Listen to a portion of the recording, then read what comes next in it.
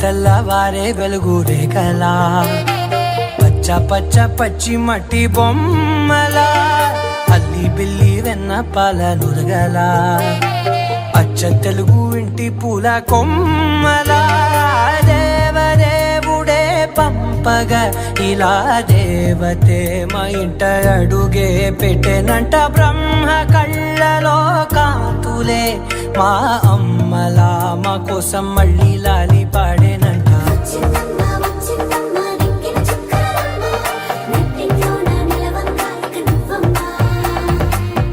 తెల్లవారే వెలుగు రేఖలా పచ్చ పచ్చ పచ్చి మట్టి బొమ్మలా